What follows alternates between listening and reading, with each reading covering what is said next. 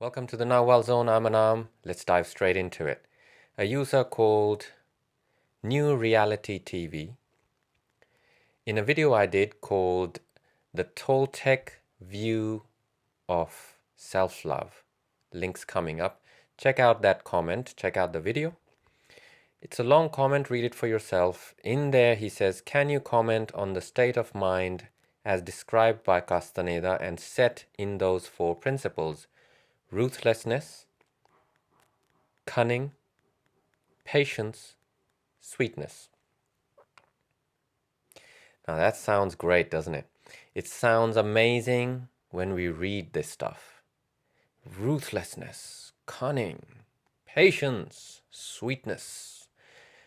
It reminds me of those old movies, the kung fu movies, where the master is telling his students, you must be swift like the snake, fly like an eagle, strike like the bear, and roar like a lion, and lick your ass like a cat, whatever else, these kung fu masters are telling their students.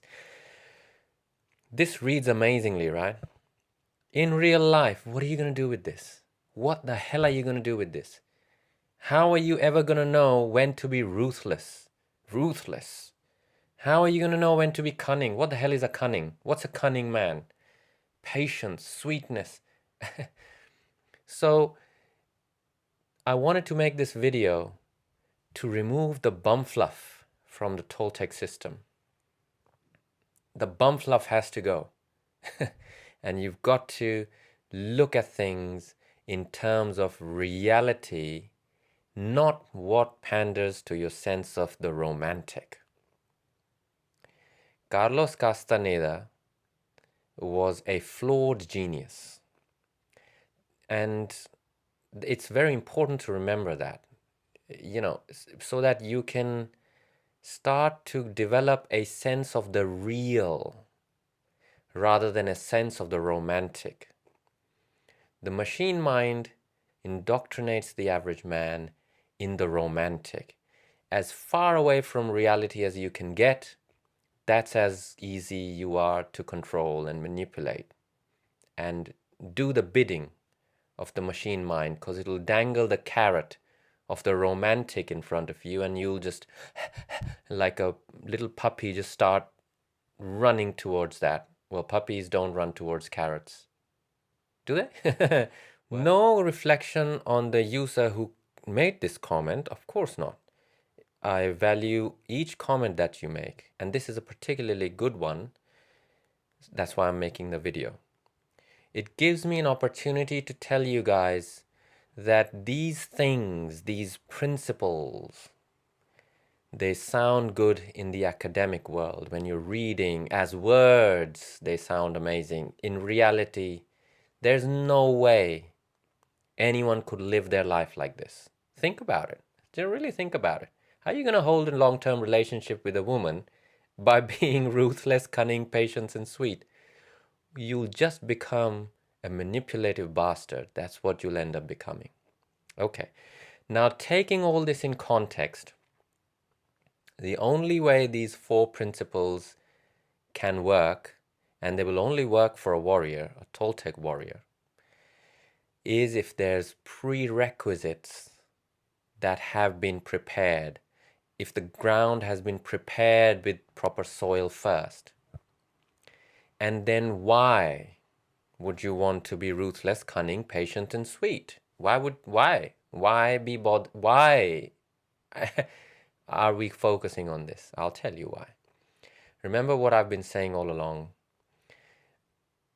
Your job, if you are interested in the Toltec way, your job is to create, to generate, and to transact from yourself and your environment high quality energy.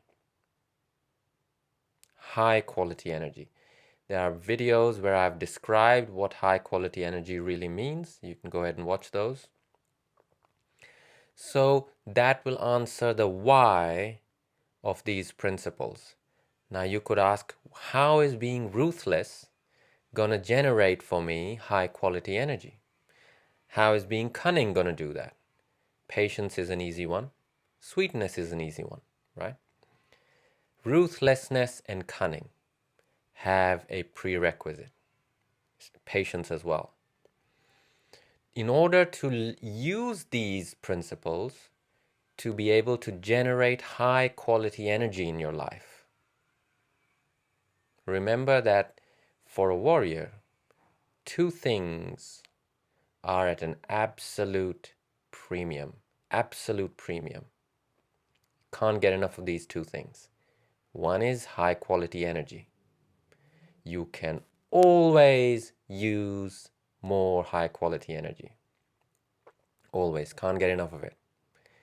So a warrior is a consummate hunter of high quality energy at all times. And the second thing that we can't get enough of as warriors is time. There's just not enough time. A warrior is acutely conscious of each moment. Now again, that does not mean we become some kind of aberrant religious person. Oh, I don't have time, I want to rush to this and rush to that. No, that's not what's being said. Warriors simply do not have the luxury of being able to waste time. That doesn't mean that we don't entertain ourselves, that we don't relax, that we don't do things that are purely for our entertainment, for just relaxation. But that is part of our strategy. It is not despite of our hard work. I've worked so hard, now I must take a break. A warrior, that's the average man's way. A warrior doesn't quite work like that. Let's come back to these four principles. Ruthlessness is a symptom of arriving at the place of no pity within you. What does that mean? That means that the victim within you has been eliminated. Eliminated. The victim is a little genius that lives inside of you. You have very few people have any idea how clever it is at getting you each and every time, trapping you each and every time, your inner victim. Very few people have any idea of that. So ruthlessness is a symptom, and this ruthlessness is not cruelty, as he goes on to say, but beware, ruthlessness should not be harshness. Well, now we get into semantics, but I will stick with cruelty. Ruthlessness cannot become cruelty. You can't be cruel to yourself. But I would definitely advise you to learn to be ruthless with yourself. Ruthless with what? Honesty. Become ruthlessly honest with yourself. If you do not lay the groundwork of ruthless, brutal honesty within you, and that takes a while, really, because we are all a mountain of bad habits. Mountain. You know how big a mountain range is? I literally mean a mountain range. That's how many bad habits are lodged within each person's system. We're all a mountain of bad habits. And to cover up for that mountain, we compulsively pretend to be better than we really are. And that includes depression and the victim and negative self-importance, positive self-importance. It's all the same shit. Pretending to be better than you really are. But what if you could learn to be brutally honest with yourself? Own up. Own up to your bullshit. What's going to happen then? You will naturally start becoming ruthless with yourself. You will have to be honest, right? That is the ruthlessness that Carlos was talking about. You're not, once you have become proficient in self-honesty, you will clearly see that everyone around you is obsessively and compulsively lying to themselves all the time. You will have gone through this journey yourself. You'll have seen it in yourself first. Let me tell you something. There was one stage in my apprenticeship when it lasted for 2-3 years, where I was acutely aware. It hit me like a thunderbolt one day.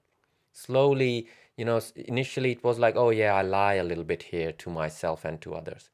Then I started noticing, no, it's not a little bit, it's a lot. And then I started realizing, no, it's not just a lot. It's literally everything I think, say, behave, or do to myself and to others. It's not honest. It's not honest. That was a big realization for me, and it really helped me, that realization. It took a long time after that to undo and learn to be really honest with myself. And once I did that, I became proficient in that. I started seeing that, wow, everyone else is in the same boat as me, but they don't know it. I at least know it. I've at least worked away from that. And now I'm, able to be honest with myself, right? It takes time. It takes years of training. That kind of ruthlessness, you will start extending it to others. But you know why? Because you will see that it is not possible to establish high quality energy exchange if at least one of two parties, or one of three, or one of four if you're in a group, or one of 10, it doesn't matter. At least one of you, and that would be you, by the way, is not being ruthlessly honest with themselves and honestly expressing themselves. Now, that is why sweetness and patience are in there too. Cunning. These are all... Carlos basically was talking about advanced stalking. And I'm kind of trying to bring quite advanced stalking, which requires a lot of prerequisites first before you can do all this and not become a manipulative idiot, manipulating everyone, manipulating yourself, some kind of weird guy or woman. There are prerequisites of sobriety and pragmatism that need to be cultivated. Otherwise, these are just words for you. As far as you're concerned, when you read that comment in that video, as far as you're concerned, those are just really Disney words, lovely words that make an amazing give you a romantic feeling when you read them, right? In real life, there's a lot of work that has to be done before you can successfully stalk these 4 attributes. Patience and sweetness, self-explanatory, right? Cunning. Cunning, I'll tell you what cunning is in practical terms. Cunning is you knowing when to choose and when to pick your battles. That's cunning. If you just helter-skelter, I am now gonna honestly express myself at all times, and helter-skelter just run around honestly expressing yourself, whatever the hell comes into your twisted mind, you will... No, that's not what a warrior does. Right? That's what a feral creature does that has no idea of anything. That's not it. So it must be tempered by cunning. Cunning is you know when to pick and choose your battles. There's a time to honestly express yourself in a certain way to others, and there's a time to honestly express yourself with no editing, just in like a laser, boom, a hammer comes down. There's a time and place for these kind of things. And it takes a lot of practice with other human beings to arrive at a proficient level where you're not, you know, you're not ending up manipulating yourself. You're not ending up manipulating others according to fit some kind of weird religion in your head. Do you know what I'm saying? So be very careful with all this stuff. There's a strange propensity in Carlos Castaneda's world, or the world of the Castaneda books, the Toltecs and people giving workshops and all that. There's a strange propensity to attract all sorts of really delusional, like kind of insane people. I get some comments in my videos. These are like what the hell world are you living in, man? I mean, did you forget your medications, or have you got real? You need to be seen by a shrink because you got real problems. And these people are like really they're convinced that they are some kind of Toltec warrior or some real, posturing like a peacock. And it's like, wow, you're so out of touch, it's not even funny. And I don't know about any other path. Maybe Buddhism attracts the same, or I don't really know. But I know that in the Toltec world, people just have this strange idea that anything goes, if you're crazy and strange and just anything goes. Yeah, oh, I'm a Toltec now. No, that's not how it works. So pragmatic, sober cultivation of attributes is what is advised in the Toltec system. You don't want to just, a little knowledge is a lot more dangerous than no knowledge. There's no way to train oneself into a Toltec warrior. That's why I opened this channel, to do away with this bum fluff that people think is some kind of strange Toltec wisdom and allies and this and that and all the Disneyfied nonsense that the machine mind convinces you of, that you think is you. But that's not you. You see, none of this is you. Words are not you.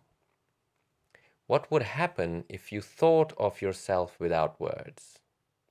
What would happen? Tell me. See, there's no way to talk at that moment when you think of yourself without words. You know why? Because there is no way to process reality if descriptions aren't attached to it. Why is that now? Only a machine needs descriptions. An organic being, a fox, a cricket,